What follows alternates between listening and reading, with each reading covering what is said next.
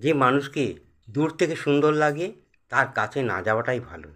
কারণ কাছে আসলে তার প্রতি যে একটা মায়া থাকে সে মায়াটা কেটে যায়। তাই মানুষ দূর থেকেই খুব সুন্দর। কিছু নারী আছে তাদের প্রিয় মানুষের সঙ্গে হালকা রাগ দেখাতেই খুব ভালোবাসে।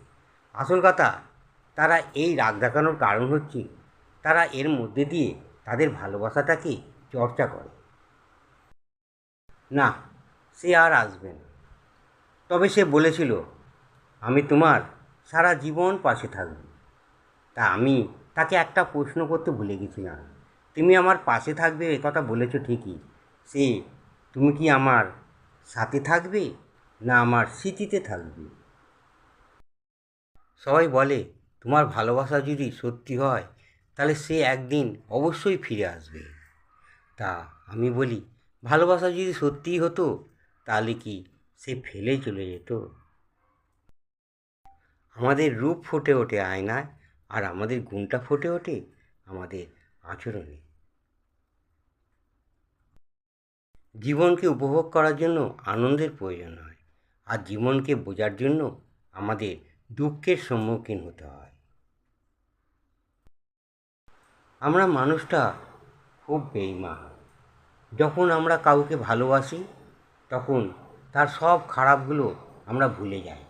আবার যখন কাউকে আমরা ঘৃণা করি তার যত ভালো আছে সেগুলো কিন্তু আমরা ভুলে যাই।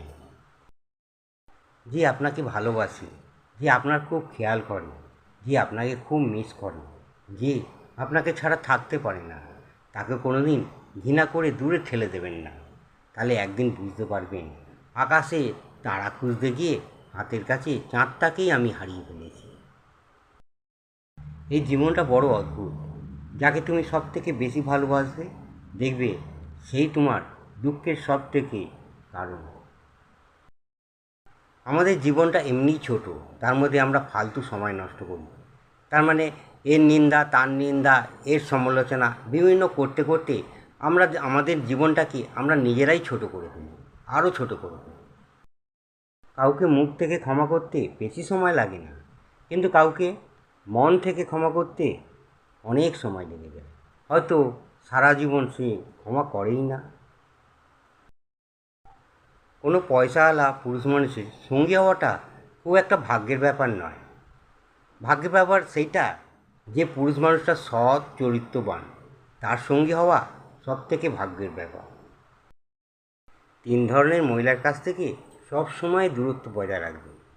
এক হচ্ছে যে মহিলা খুব সুন্দরী, 2 হচ্ছে যে খুব অহংকারী, 3 হচ্ছে যে মহিলা পরনিন্দাকারী।